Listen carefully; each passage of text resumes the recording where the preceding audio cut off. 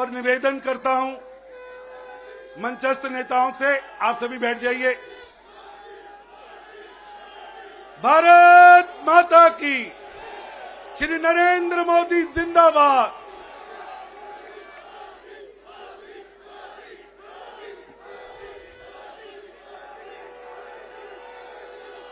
मैं निवेदन करूंगा कि मंच सभी नेता आदरणीय प्रधानमंत्री जी का, जिन्होंने हर मोर्चे पर भारत का नाम रोशन किया, देश के रक्षक, देश को आगे बढ़ाने वाले, देश को विश्व की सबसे बड़ी शक्ति बनाने वाले, हम सबके मसीहा प्रधानमंत्री श्री नरेंद्र मोदी जी का, जिन्होंने इस विजय के अंदर मूल आधार इस विजय का जो है, ऐसे हमारे नेता प्रधानमंत्री नरेंद्र मोदी जी का सभी मंचस्थ नेता स्वागत कर रहे हैं।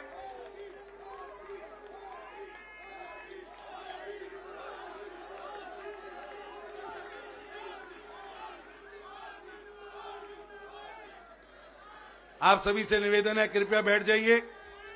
आपका जोश बता रहा है, कृपया बैठ जाइए। भारत माता की, भारत माता की, नरेंद्र मोदी जिंदाबाद, प्रधानमंत्री मोदी जिंदाबाद।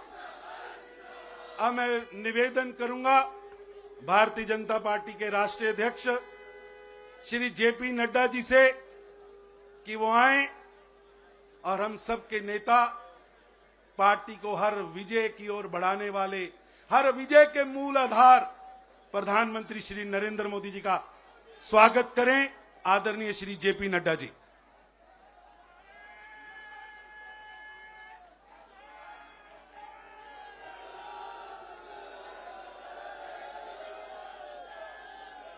बोलिए भारत माता की, भारत माता की, भारत माता की।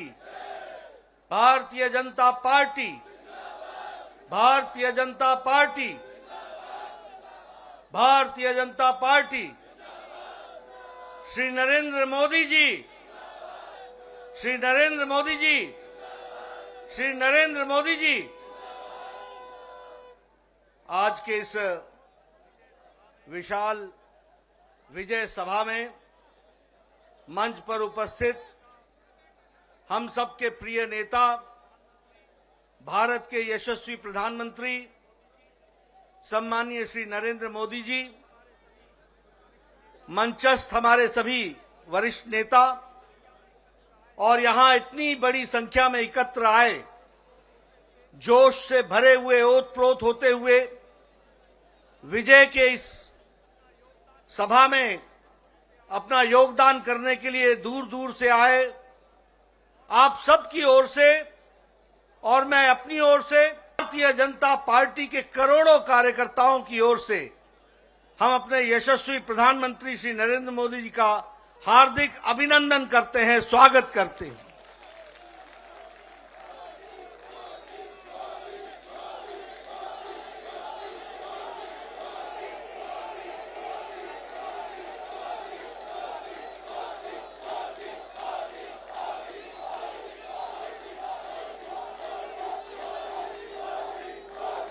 आज हम आदरणीय प्रधानमंत्री जी का अभिनंदन और स्वागत करते हैं। साथ ही साथ गुजरात की जनता, गुजरात के कार्यकर्ता और तमाम कार्यकर्ता जो इस चुनाव में हिमाचल प्रदेश में, दिल्ली में लगे, उन सबको भी मैं तहे दिल से बहुत बहुत बधाई देता हूं और उनका भी अभिनंदन करता हूं। यह हम सबके लिए खुशी की बात है और आज बड़ा ऐतिहासिक दिन है। जब हम गुजरात के नतीजे देखते हैं तो आजाद भारत में रिकॉर्ड तोड़ते हुए ये जीत हासिल आदरणीय प्रधानमंत्री मोदी जी के नेतृत्व में हम सबको मिली है।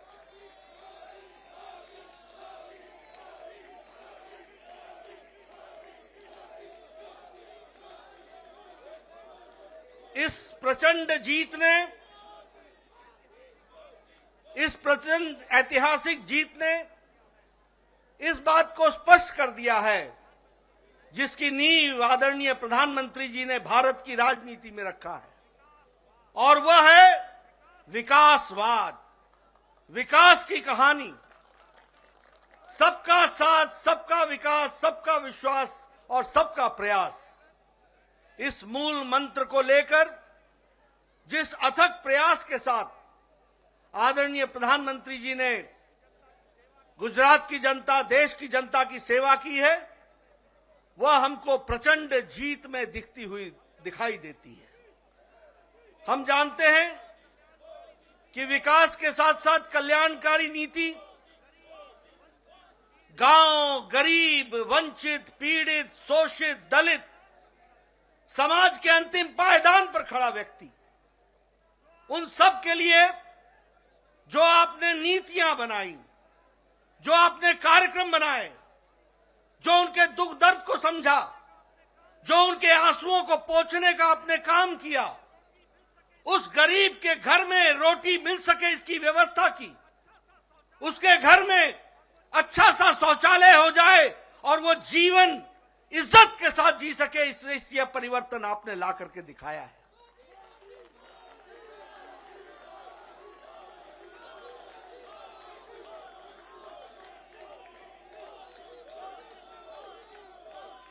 गरीब के घर में बिजली मिले 24 घंटे, उसको 2 वक्त की रोटी मिले, वह विकास करने के लिए उसकी शिक्षा की व्यवस्था हो, स्वास्थ्य की व्यवस्था हो, महिलाओं की चिंता हो, युवाओं की चिंता हो, किसानों को इज्जत से आगे बढ़ने का मौका मिले, ये सारी नीतियों को आपने प्रतिपादित किया है।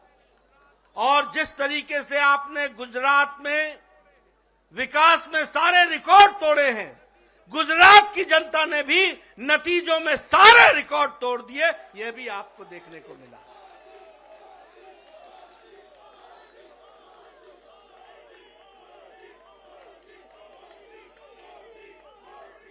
हमें मालूम है 52.5% वोट हमारे को मिला गुजरात में, और उसके साथ साथ 156 सीटों पर हम विजय हासिल कर पाए हैं। जहां तक कांग्रेस का सवाल है, पिछले चुनाव में 41.4 से घट करके 27.3% पर कांग्रेस आकर के खड़ी हो गई। एक तरीके से उनका वंशवाद, परिवारवाद, अकर्मण्यता और गैर जिम्मेदाराना विपक्ष, यह सब मिलाकर के उनकी स्थिति इस तरीके की बनाता है। मैं यह भी कहना चाहता हूं, एक नई पार्टी आई गुजरात का अपमान करने के लिए। वो नई पार्टी क्या करती थी? एक पेपर लेकर के आए उनके नेता और कहने लगे, ये देखो, इसको नोट कर लो, और मैं यहां भविष्यवाणी करता हूं कि गुजरात में सरकार उनकी पार्टी की आ रही है। ऐसा गैर जिम्मेदाराना पार्टी का नेता जो इस तरीके से जनता के आंखों में धूल झोंकता हो, जनता को गुमराह करता हो, ऐसे नेता को आज नतीजों के बाद सार्वजनिक रूप से माफी मांगनी चाहिए गुजरात की जनता के साथ और भारत की जनता के साथ। यह कैसी राजनीति है? देखो, मैं लिख के दे रहा हूं, भविष्यवाणी कर रहा हूं। और दूसरा रिकॉर्ड उसने क्या तोड़ा? और दूसरा रिकॉर्ड क्या तोड़ा कि आजाद भारत में आज दिन तक ऐसा कोई नेता नहीं हुआ जो बोर्ड लेकर के चलता हो कि मैं कट्टर ईमानदार हूं। बोर्ड लेकर के ऐसे अपने बारे में बताने की आवश्यकता पड़ जाए, आप समझ सकते होंगे कि ये कितने कट्टर बेईमान हैं। मैं आदरणीय प्रधानमंत्री जी ने हम सबका मार्गदर्शन करना है। मैं अधिक समय नहीं लूंगा, लेकिन मैं फिर से गुजरात में जो हमें सफलता आपने दिलाई और आपके नेतृत्व में हमें मिला है, और जिस हर्षोल्लास के साथ सारा देश हर्षोल्लास के साथ है, मैं आपको भी बधाई देता हूं और आदरणीय मोदी जी का अभिनंदन करता हूं, स्वागत करता हूं।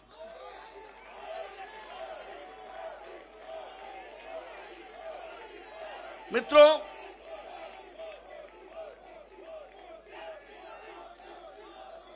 मैं हिमाचल प्रदेश के बारे में भी कहना चाहता हूं।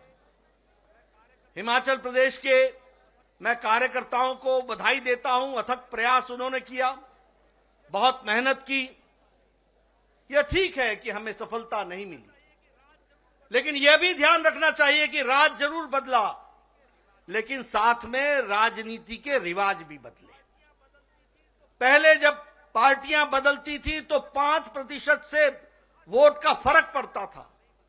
आज ठीक है कि हमारी सरकार नहीं बन पाई, लेकिन हमारे को 0.9% यानी 0.90 यानी 1% से कम वोट से हमारा फर्क रहा है। इस बात को भी हमको समझना चाहिए।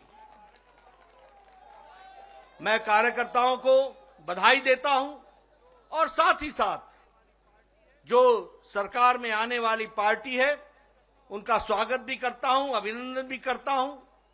वो अच्छे काम में जुटे, अच्छे काम में, विकास में हम उनका साथ देंगे, लेकिन हम निश्चित रूप से एक कारगर विपक्ष की भूमिका निभाते हुए हिमाचल की जनता के इंटरेस्ट को और उनके हितों की चिंता करते हुए हम काम करेंगे।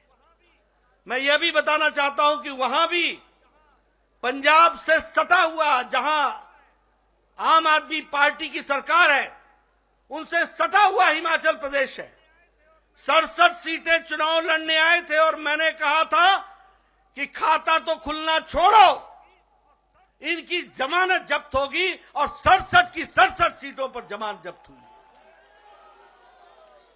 और 25 सीटों पे नोटा से भी कम वोट आए हैं। 25 सीटों पे नोटा से भी कम वोट आए।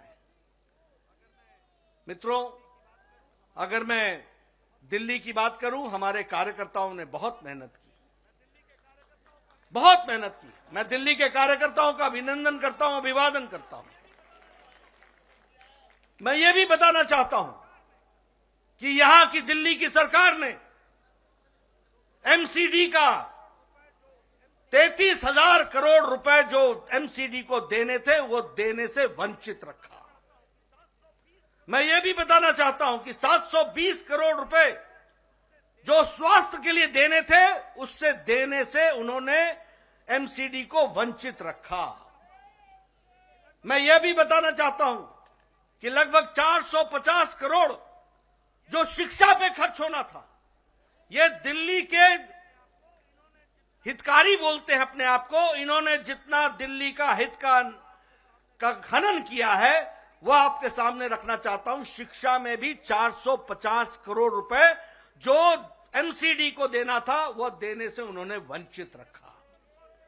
और इतना ही नहीं, जब म्युनिसिपल कॉर्पोरेशन ने कहा कि हम अपने बॉन्ड्स, म्युनिसिपल बॉन्ड्स बना करके हम जनता से पैसा उठाते हैं, हम मार्केट से पैसा उठाते हैं, लेकिन हम दिल्ली की जनता की सेवा करने के लिए आतुर हैं, तो उसका भी परमिशन यहां की दिल्ली की सरकार, जो दिल्ली विरोधी है, उसने नहीं दिया। इसके बावजूद भी हमारे कार्यकर्ताओं ने शानदार प्रदर्शन करते हुए एक शानदार तरीके से चुनाव को लड़ा और बहुत कम अंतर है। और मैं जरूर कहूंगा कि एक अच्छी विपक्ष की भूमिका हम निभाते हुए उसको भी हम आगे बढ़ाएंगे और उसको भी हम पूरा करेंगे। मैं मित्रों, आपके और आदरणीय प्रधानमंत्री जी के बीच में बहुत समय नहीं लेना चाहता। आज एक बाई इलेक्शन हुआ है, जिसमें बिहार में हम कुर्नी में बाई इलेक्शन जीते हैं। यह चुनाव जब से जनता दल यूनाइटेड हमसे अलग हटी और महागठबंधन में गई, और ये कहते थे कि अब ये गठबंधन का कोई तोड़ नहीं है। इस महागठबंधन को भी दूसरी बार हराते हुए कुर्नी की भी विधानसभा भारतीय जनता पार्टी ने एक तरफा जीती है। ये बिहार के आने वाले नतीजों के बारे में इंगित करता है, बिहार के आगे के चुनाव के बारे में इंगित करता है। ये दूसरा चुनाव है जब नीतीश जी आरजेडी से मिल गए और कहा कि ये तो अब बड़ा भारी कास्ट का अलायंस होगा। हम इनको भी ये बता देना चाहते हैं कि आदरणीय मोदी जी के नेतृत्व में चाहे उत्तर प्रदेश हो चाहे बिहार हो, मैथमेटिक्स नहीं चलता, केमिस्ट्री चलती है, केमिस्ट्री चलती है, प्यार चलता है। और लोग विकास को वोट देते हैं, आदरणीय प्रधानमंत्री जी को वोट देते हैं। मित्रों, हम इसी तरीके से आगे बढ़ेंगे। आज आपके और प्रधानमंत्री जी के बीच में ज्यादा समय न रहता हुआ, आज सच में ऐतिहासिक दिन है, जिस दिन आजादी के बाद गुजरात में हमने सारे रिकॉर्ड आदरणीय प्रधानमंत्री जी के नेतृत्व में तोड़े। और मित्रों, ये भी याद रखना कि प्रधानमंत्री जी ने जितनी अथक मेहनत चुनाव में करते हैं, वो हम सब के लिए अनुकरणीय है, वो हम सब के लिए दिशा देता है, वो हम सबको बताता है कि किस तरीके से भारत की जनता को आगे बढ़ाने के लिए आदरणीय प्रधानमंत्री जी दिन रात काम करते हैं। मैं इन्हीं शब्दों के साथ पुनः उनका हार्दिक अभिनंदन करता हूं, स्वागत करता हूं, और उनका जो मार्गदर्शन हमको मिलेगा, मैं विश्वास दिलाता हूं कि भारतीय जनता पार्टी के करोड़ों कार्यकर्ता आपके रास्ते पर चलेंगे और आपके माध्यम से देश को आगे बढ़ाने में अपना योगदान करेंगे। इन्हीं शब्दों के साथ बहुत बहुत धन्यवाद। भारत माता की, भारतीय जनता पार्टी, श्री नरेंद्र मोदी जिंदाबाद। अब मैं निवेदन करूंगा भारत के प्रधानमंत्री श्री नरेंद्र मोदी जी से, जो हर जीत का आधार है, मूल आधार है, हमारे नेता हमें संबोधित करें, हम सबका मार्गदर्शन करें।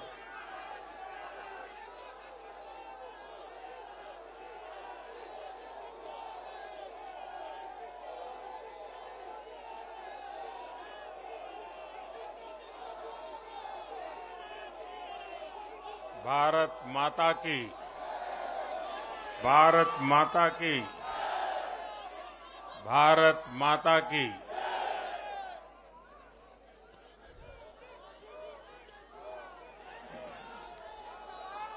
भारतीय जनता पार्टी के राष्ट्रीय अध्यक्ष श्रीमान जेपी नड्डा जी, हमारे वरिष्ठ साथी श्री राजनाथ जी, श्री अमित भाई,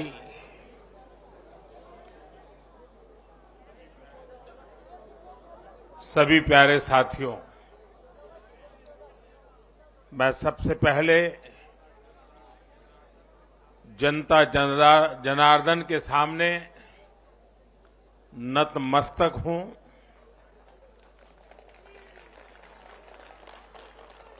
जनता जनार्दन का आशीर्वाद अभिभूत करने वाला है।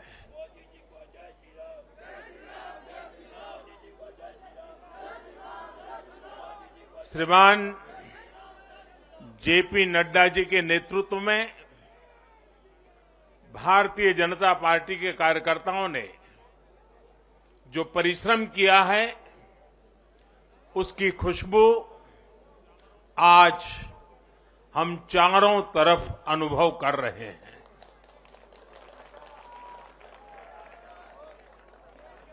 जहां भारतीय जनता पार्टी प्रत्यक्ष नहीं जीती, वहां भाजपा का वोट शेयर भाजपा के प्रति स्नेह का साक्षी है। मैं गुजरात और हिमाचल और दिल्ली उस जनता का बहुत विनम्र भाव से आभार व्यक्त करता हूं। भाजपा के प्रति ये स्नेह देश के अलग अलग राज्यों के उपचुनाव में भी दिख रहा है। यूपी के रामपुर में भाजपा को जीत हासिल हुई है। बिहार के उपचुनावों में भाजपा का प्रदर्शन आने वाले दिनों का स्पष्ट संकेत कर रहा है। मैं आज चुनाव आयोग का भी अभिनंदन करता हूं, उनका आभार व्यक्त करता हूं और ये चुनाव के दरमियान एक बहुत बड़ी बात जिसकी चर्चा होनी चाहिए थी, जहां तक मेरी जानकारी है, एक भी पोलिंग बूथ में रीपोलिंग करवाने की नौबत नहीं आई है।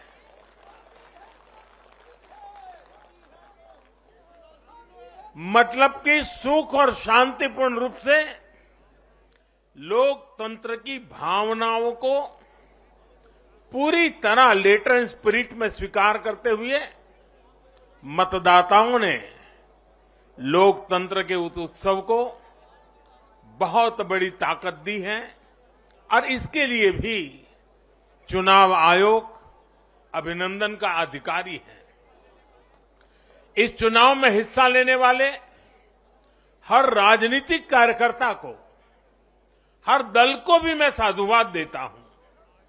साथियों, आज मैं हिमाचल के हर मतदाता का भी बहुत बहुत आभारी हूं। जैसे अभी नड्डा जी बता रहे थे, हिमाचल के चुनाव में 1% से भी कम अंतर से ये हार जीत का फैसला हुआ है। 1% से भी कम। इतना कम अंतर से हिमाचल में कभी नतीजे नहीं आए हैं। हिमाचल में हर 5 वर्ष में सरकारें बदली हैं, लेकिन हर में जब बदलाव हुआ है, कभी 5%, कभी 6%, कभी 7%। जीतने वाले और हार वाले के बीच में अंतर रहा है। इस बार 1% से भी कम। इसका मतलब है कि जनता ने भी भारतीय जनता पार्टी को विजयी बनाने के लिए भरसक प्रयास किया है। मैं हिमाचल की जनता को आश्वस्त करता हूं कि भाजपा भले ही 1% से पीछे रह गई, लेकिन विकास के लिए हमारी प्रतिबद्धता 100% रहेगी।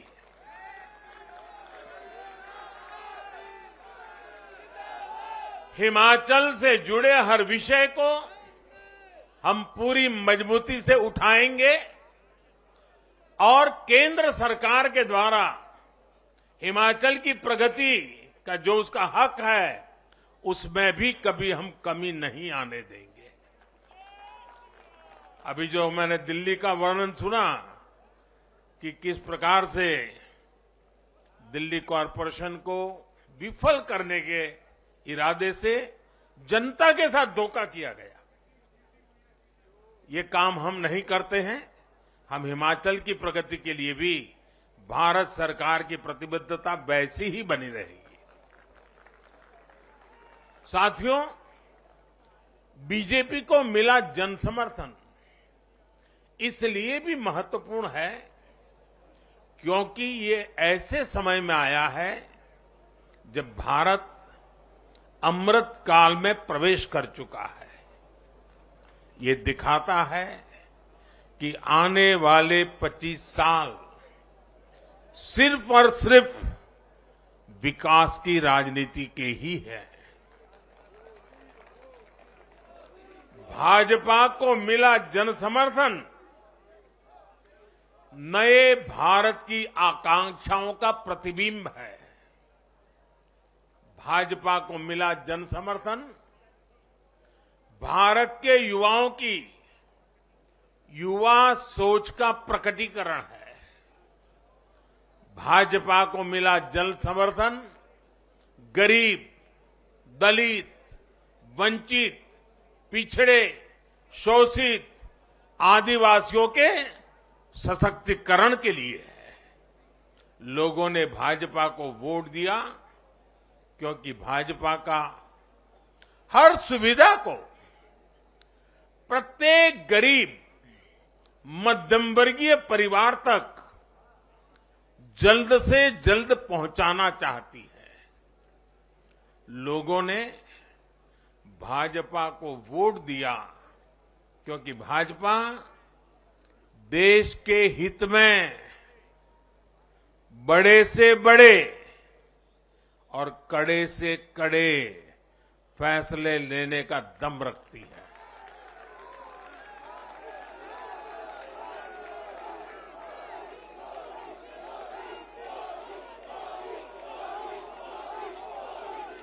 भाजपा का बढ़ता जन समर्थन ये दिखाता है कि परिवारवाद और भ्रष्टाचार के खिलाफ जन आक्रोश लगातार बढ़ रहा है।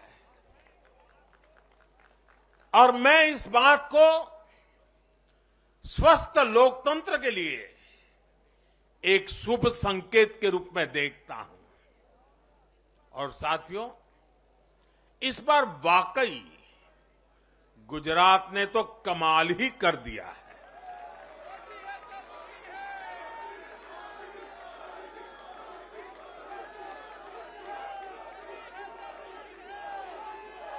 मैं नड्डा जी सहित सभी भाजपा कार्यकर्ताओं को बधाई देता हूं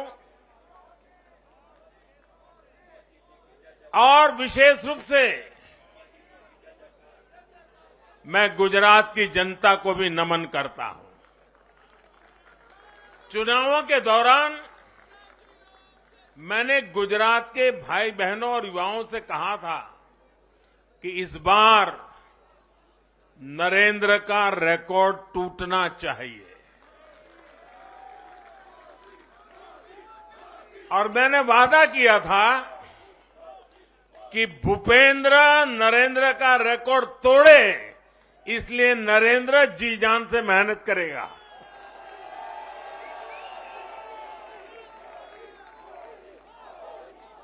और गुजरात की जनता ने तो रिकॉर्ड तोड़ने में भी रिकॉर्ड कर दिया। उसने गुजरात की स्थापना से लेकर के अब तक सारे रिकॉर्ड तोड़ दिए। गुजरात के इतिहास का सबसे प्रचंड जनादेश भाजपा को देकर गुजरात के लोगों ने नया इतिहास बना दिया है। 2.5 दशक से निरंतर सरकार में रहने के बावजूद इस प्रकार का प्यार अभूतपूर्व है, अद्भुत है। लोगों ने जाति, वर्ग, समुदाय और हर तरह के विभाजन से ऊपर उठकर भाजपा को वोट दिया है। भारतीय जनता पार्टी गुजरात के हर घर का हिस्सा है, गुजरात के हर परिवार का हिस्सा है। साथियों, इस चुनाव में गुजरात में 1 करोड़ से भी ज्यादा ऐसे वोटर्स थे जिन्होंने मतदान किया, लेकिन ये वो मतदाता थे जिन्होंने कभी भी कांग्रेस के कुशासन को, उसकी बुराइयों को देखा नहीं था। वे फ्रेश थे, उन्होंने सिर्फ भाजपा की ही सरकार को देखा था। और युवाओं की तो प्रकृति होती है कि वो हमेशा सवाल पूछते हैं, जांचते हैं, परखते हैं, उसके बाद किसी फैसले पर पहुंचते हैं। युवा सिर्फ इसलिए किसी पार्टी को वोट नहीं करते क्योंकि वो दशकों से सत्ता में रही या फिर उस पार्टी के नेता किसी बड़ी परिवार के हैं। युवा तभी वोट देते हैं जब उन्हें भरोसा होता है, जब उन्हें सरकार का काम प्रत्यक्ष नजर आता है। और इसलिए आज युवाओं ने जब भाजपा को भारी संख्या में वोट दिया है, सीट से लेकर वोट तक के सारे रिकॉर्ड तोड़ दिए हैं, तो इसके पीछे का संदेश बहुत स्पष्ट है। इसका मतलब है कि युवाओं ने हमारे काम को जांचा, परखा और उस पर भरोसा किया है। इसका मतलब ये है कि युवा भाजपा की विकास वाली राजनीति चाहते हैं। इसका मतलब है कि युवा ना तो जातिवाद के बहकावे में आते हैं, न परिवारवाद के। युवाओं का दिल सिर्फ विजन और विकास से जीत सकते हैं, और भाजपा में विजन भी है और विकास के प्रति प्रतिबद्धता भी है। साथियों, आज एक और बात याद करने वाली है। जब महामारी के घोर संकट के बीच बिहार में चुनाव हुए थे, तो जनता ने भाजपा को भरपूर आशीर्वाद दिया। जब महामारी के संकट से बाहर निकलते हुए असम, यूपी, उत्तराखंड, गोवा, मणिपुर एक के बाद एक चुनावों में जनता ने भारतीय जनता पार्टी को ही चुना। और आज जब भारत विकसित भारत के लक्ष्य की प्राप्ति के लिए आगे बढ़ रहा है, तो भी देश की जनता का भरोसा सिर्फ और सिर्फ भाजपा पर है।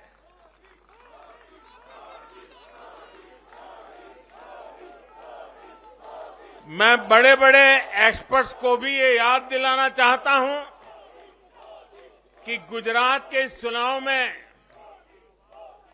भाजपा का आह्वान था, विकसित गुजरात से विकसित भारत का निर्माण। गुजरात के नतीजों ने सिद्ध किया है कि सामान्य मानवी में विकसित भारत के लिए कितनी प्रबल आकांक्षा है। संदेश साफ है, जब देश के सामने कोई चुनौती होती है तो देश की जनता का भरोसा भाजपा पर होता है।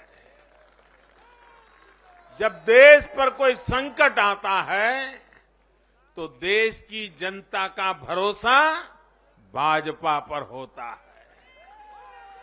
जब देश बड़े लक्ष्य तय करता है तो उनकी प्राप्ति के लिए देशवासियों का भरोसा भाजपा पर होता है।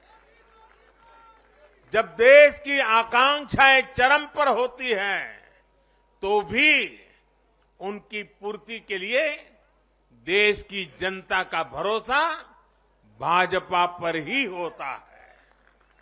साथियों, भाजपा के आज हम जहां पहुंचे हैं, राज्यों में हो, स्थानीय स्वराज्य की निकायों में हो या केंद्र में हो,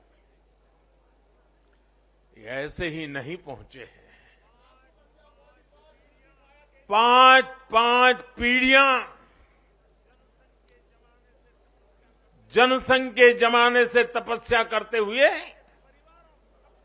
परिवार के परिवारों खपते रहे, तब जाकर के ये दल बना है। तब जाकर के हम यहां पहुंचे हैं।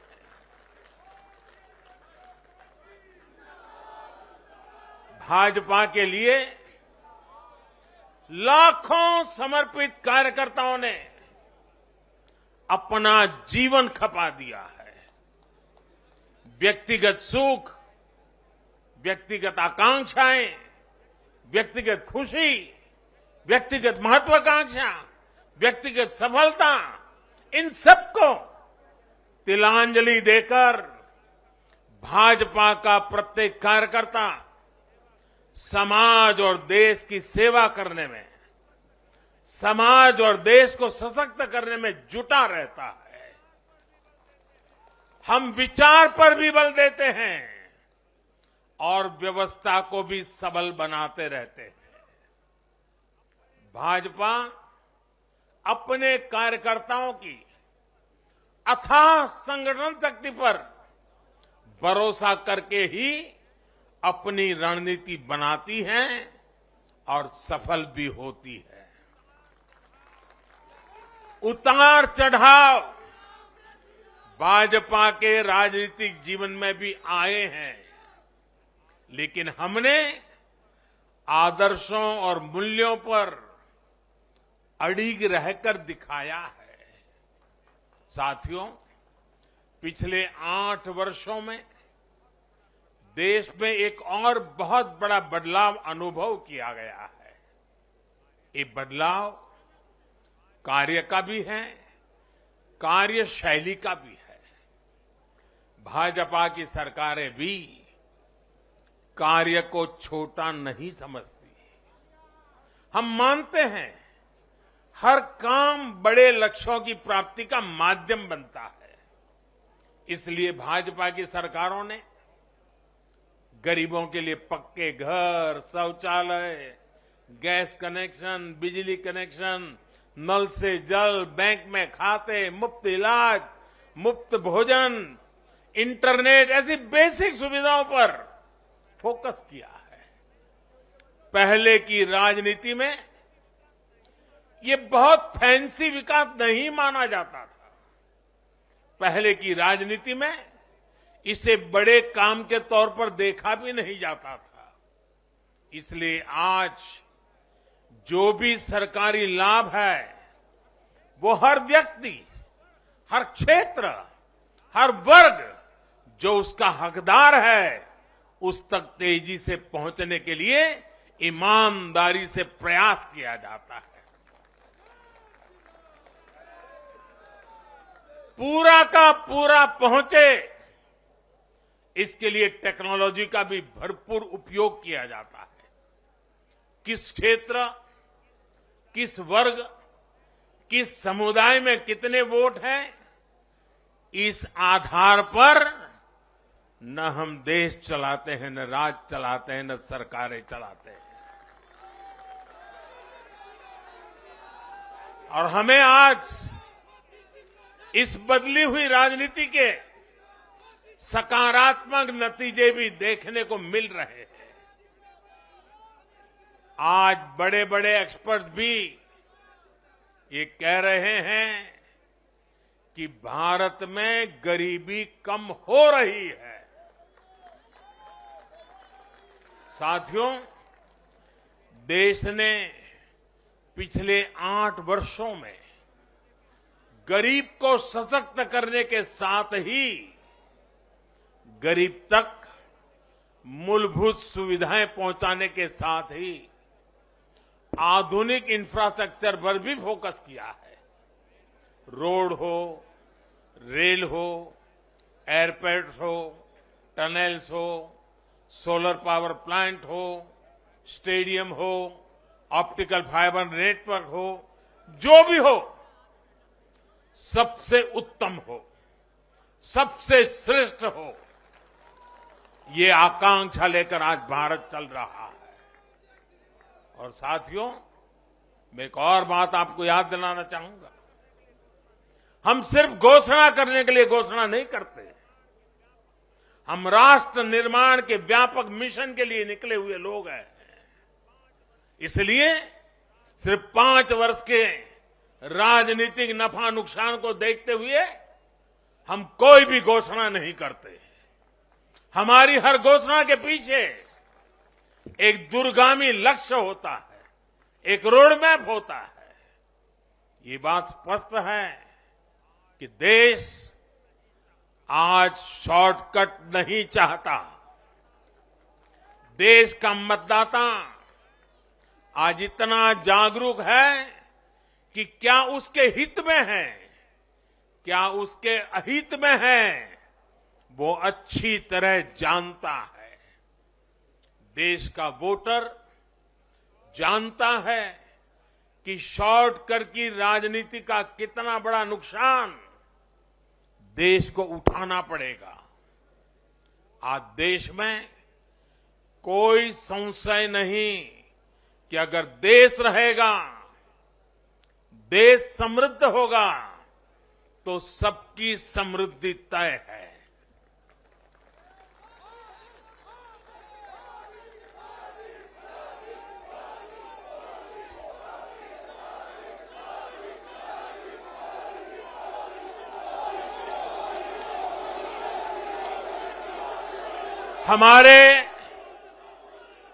हमारे पूर्वजों के पास अनुभव का अगाध ज्ञान था और अनुभव के निचोड़ से कहावतें बनती थी। और हमारे यहां हमारे पूर्वजों ने हमें विरासत में दी हुई एक कहावत है, आमदनी अठन्नी और खर्चा रुपया। अगर ये वाला हिसाब रहेगा तो क्या स्थिति होगी, ये हम दुनिया में हमारे अड़ोस पड़ोस में आज भली भांति देख रहे हैं। और इसलिए आज देश बहुत सतर्क है। देश के हर राजनीतिक दल को ये याद रखना होगा कि चुनावी हथकंडों से किसी का भला नहीं हो सकता। साथियों, आज के जनादेश में एक और संदेश है। समाज के बीच दूरियां बढ़ाकर राष्ट्र के सामने नई चुनौतियां खड़ी करके जो राजनीतिक दल तत्कालिक लाभ लेने की फिराक में रहते हैं, उन्हें देश की जनता, देश की युवा पीढ़ी देख भी रही है और समझ भी रही है।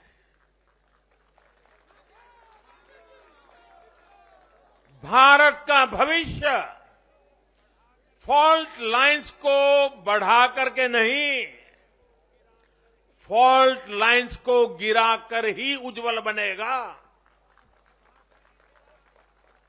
कभी भाषा की दीवार, कभी रहन सहन, कभी क्षेत्र, कभी खान पान, कभी ये वर्ग, कभी वो वर्ग। लड़ने के लिए तो सैकड़ों वजह हो सकती हैं, लेकिन जुड़ने के लिए एक वजह ही काफी है, ये मातृभूमि, ये धरती, ये देश, ये हमारा भारत।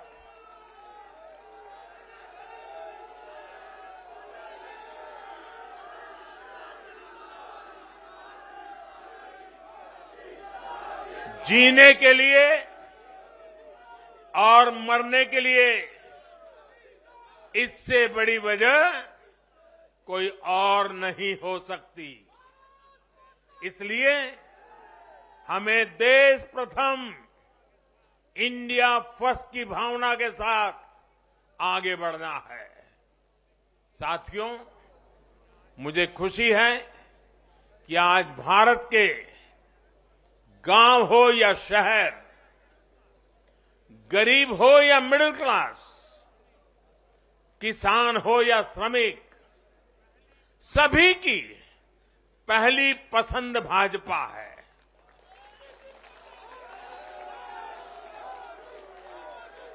भाजपा को गुजरात के आदिवासी क्षेत्रों का भी अभूतपूर्व आशीर्वाद मिला है। और मुझे अभी जो जानकारी बताई गई, SC ST की गुजरात में करीब 40 सीटें आरक्षित है। 40 में से 34 सीटें थम्बिंग मेजोरिटी से भारतीय जनता पार्टी जीती है।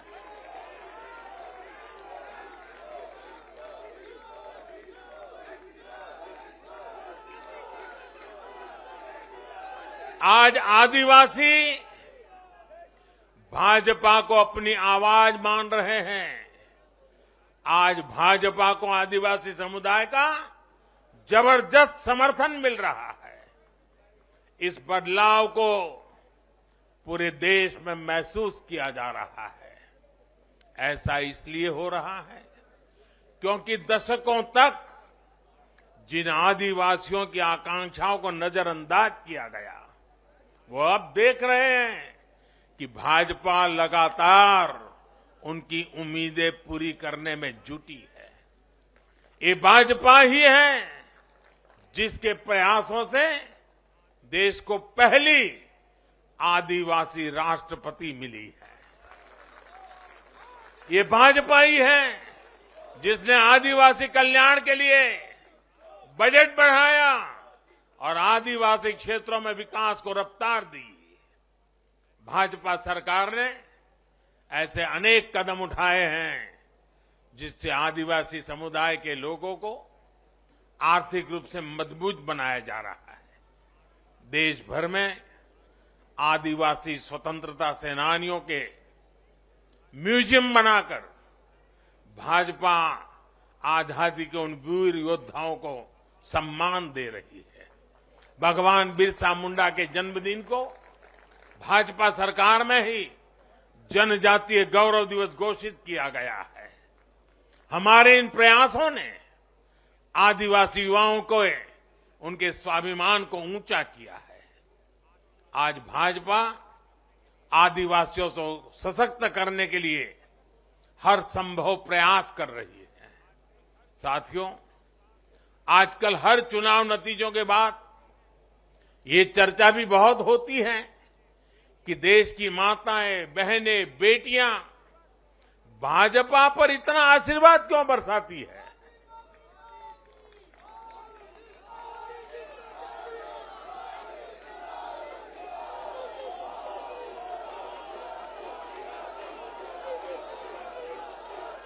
अगर कोई ईमानदारी से आत्मचिंतन करे तो ये पाएगा कि आजादी के बाद से पहली बार आज देश में एक ऐसी सरकार है जो महिलाओं की समस्याएं, उनकी चुनौतियां, उनकी आवश्यकताएं, उनकी आकांक्षाएं, उसे समझने का लगातार प्रयास कर रही है और उसके अनुसार काम की योजना बनाती है। गांव देहात से लेकर शहर तक घरेलू कार्य में व्यस्त महिला से लेकर स्वरोजगार करने वाली या किसी रोजगार से जुड़ी महिलाओं के लिए जितना भाजपा सरकार ने किया है उतना पहले किसी भी सरकार ने नहीं किया। महिलाओं के लिए पहले की सरकारों के 70 साल के कार्यों की तुलना में भाजपा सरकार के 7-8 साल के कार्य कहीं ज्यादा है। और इसलिए आज जब भी चुनाव होते हैं तो देश की माताएं, बहनें, बेटियां कमल के निशान का सिर्फ बटन ही नहीं दबाती, उनके हाथों में एक आशीष का भाव होता है, आशीर्वाद का भाव होता है। और जब वो उंगली कमल के बटन पर रखती हैं तब वो हम जैसे लाखों कार्यकर्ताओं के सर पे विजय तिलक भी लगा देती है।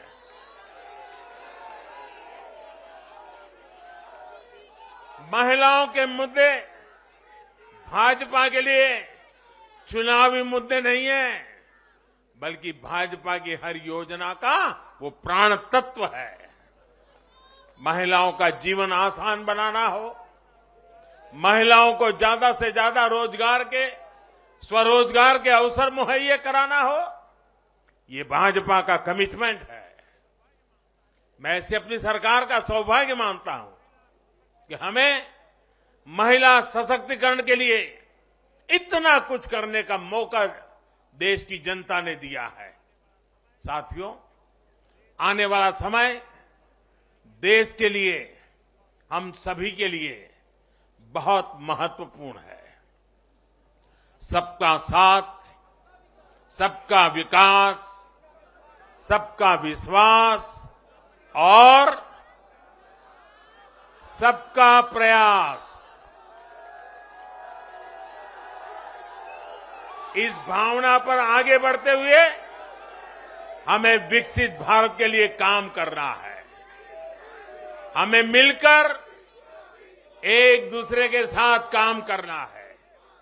आइए, नागरिक के रूप में हम विकसित भारत के संकल्प के साथ जुड़े, विकसित भारत के इस अभियान से जुड़े।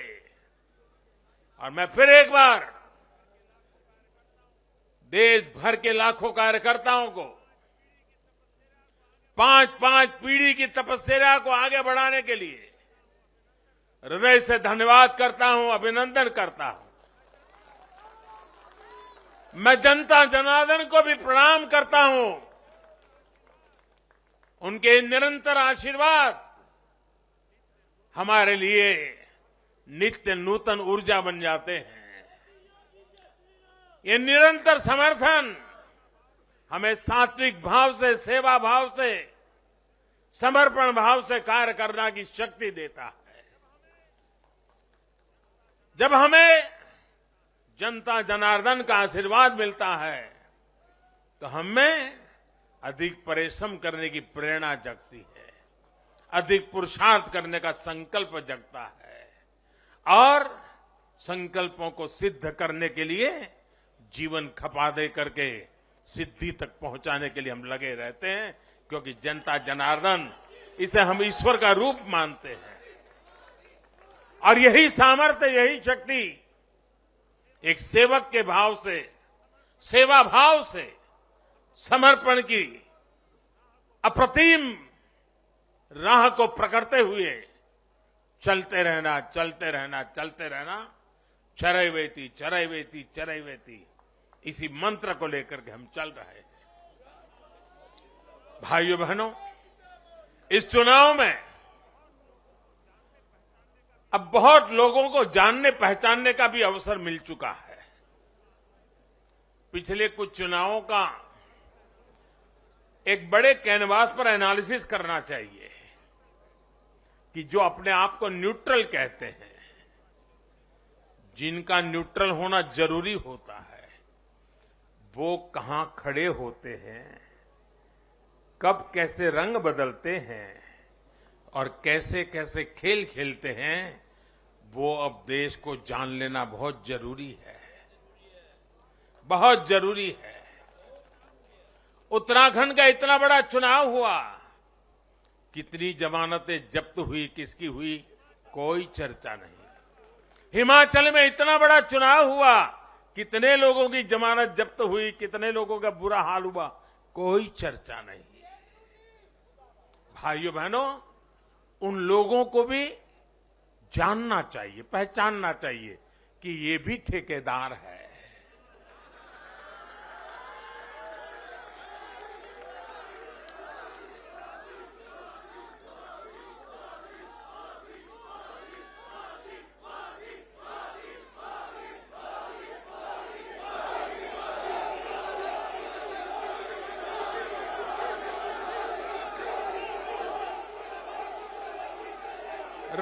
राजनीति में सेवा भाव से